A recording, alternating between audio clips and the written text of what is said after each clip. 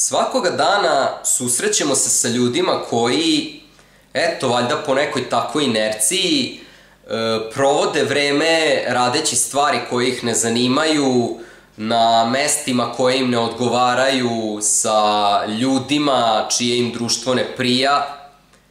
I većina, ja mislim, ovih ljudi konzumira da li alkohol, da li tablete, da li nešto treće, kako bi makar na moment sebe zavarala da im to što rade zapravo prija.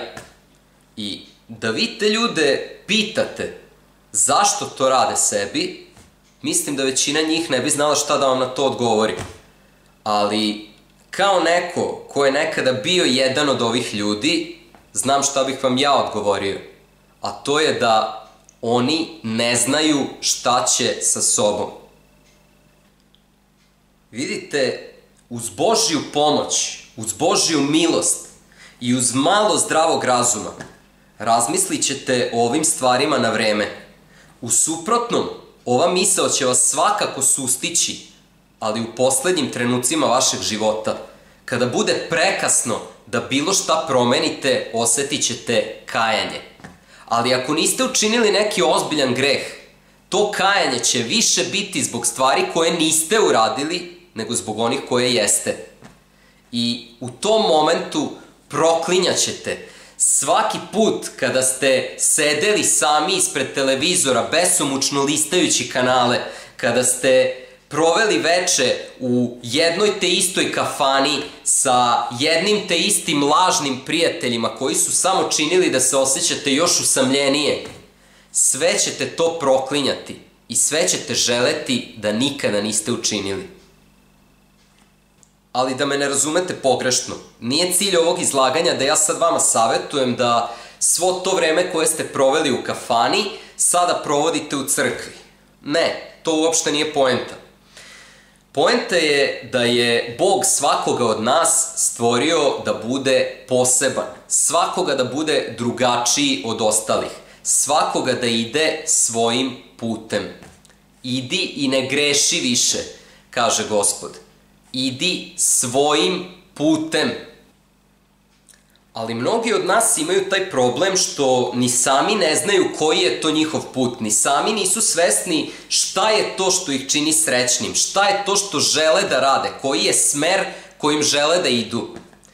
I zbog tog svog neznanja, zbog tog svog nepoznavanja sebe, oni umesto toga jednostavno idu utabanim putem bezumlja. I sada je pitanje koje se postavlja kako da taj problem rešimo. Kako da pronađemo svoj put?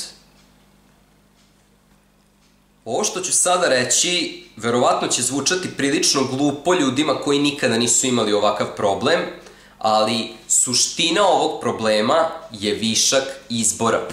Vi imate bezbroj izbora na ovom svetu. Bezbroj stvari koje možete da odaberete.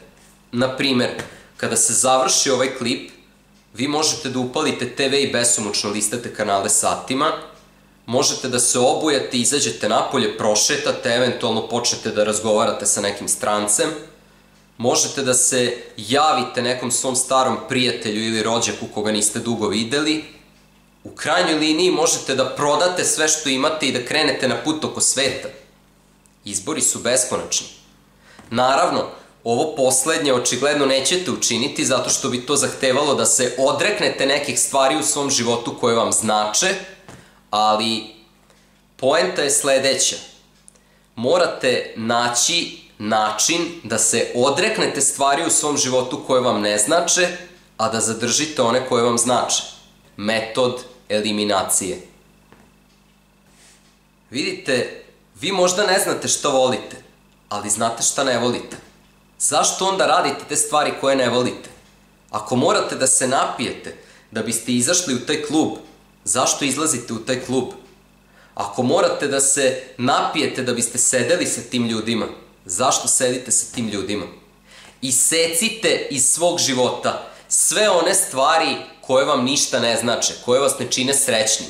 Nije dovoljno samo da vas čine nesrećnim, dovoljno je da vas ne čine srećnim, da ne doprinose ništa. Takve stvari iz svog života isecite.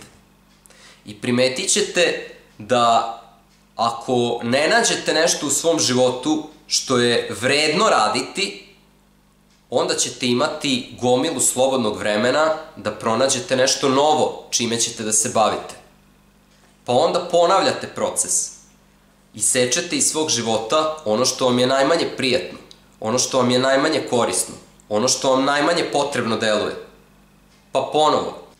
Ako ste izbacili sve nepotrebne stvari i zatekli se u situaciji da imate gomilu slobodnog vremena i da nemate pojma šta ćete sa njim, naučite da svirate neki instrument, učlanite se u neku dobrotvornu organizaciju, pročitajte neku knjigu, napišite neku knjigu. Opet postoji bezbroj mogućnosti. Uradite prvo što vam padne na pamet. I ako ispadne da nije to, lako ćete i to da izbacite pa da zamenite nečim drugim.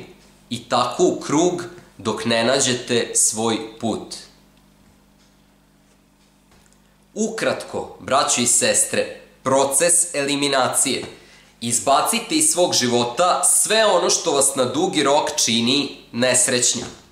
Kada ste to uradili, sledeći korak je izbacivanje iz vašeg života svega onoga što vas ne čini srećnim. Pa kada ste i to uradili, ako i dalje niste pronašli svoj put, izbacite one stvari koje vas čine najmanje srećnim i one stvari koje vam nemaju smisao. Pa ponavljajte ovaj krug iznova